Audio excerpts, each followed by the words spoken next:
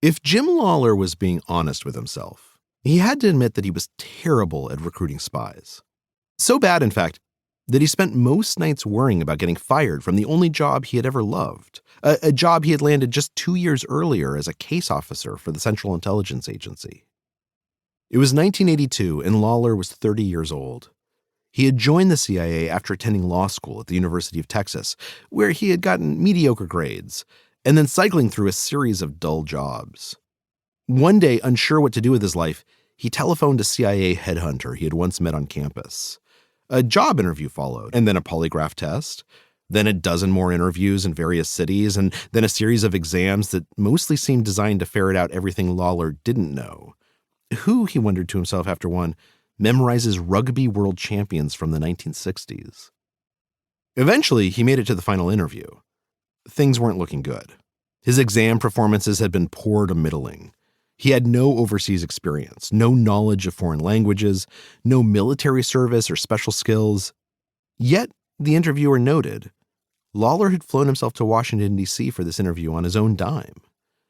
He had persisted through each test, even when it was clear he didn't have the first clue how to answer most questions. He had responded to every setback with what seemed like admirable, if misplaced, optimism. Why, the man asked, did he want to join the CIA so badly? I've wanted to do something important my entire life, Lawler replied. He wanted to serve his country and bring democracy to nations yearning for freedom. Even as the words came out, he realized how ridiculous they sounded. Who says yearning in an interview? So he stopped and he took a breath, and he said the most honest thing he could think of. My life feels empty, he told the interviewer. I want to be part of something meaningful. A week later, the agency called to offer him a job. He accepted immediately, and he reported to Camp Peary, the farm as the agency's training facility in Virginia is known, to be tutored in lockpicking, dead drops, and covert surveillance. The most surprising aspect of the farm's curriculum, however, was the agency's devotion to the art of conversation. In his time there, Lawler learned that working for the CIA was essentially a communications job. A field officer's mandate wasn't slinking in shadows or whispering in parking lots. It was talking to people at parties, making friends in embassies, bonding with foreign officials in the hope that someday you might have a quiet chat about some critical piece of intelligence.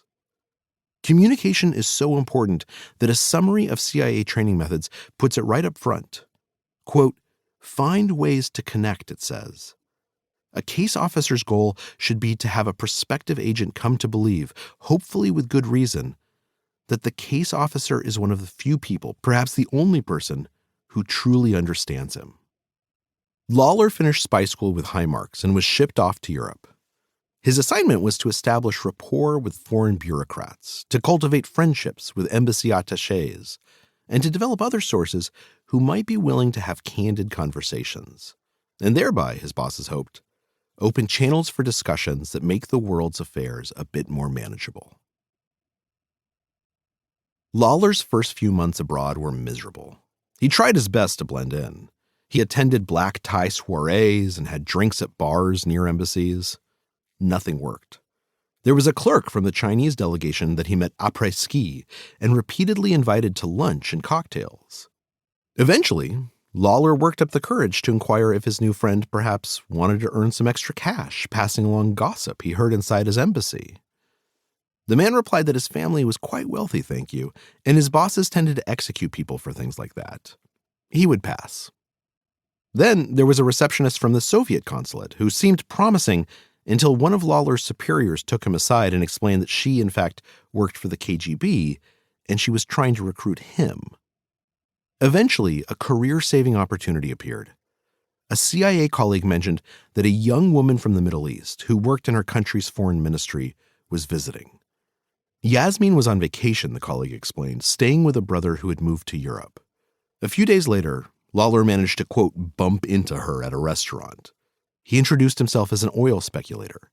As they began talking, Yasmin mentioned that her brother was always busy, never available for sightseeing.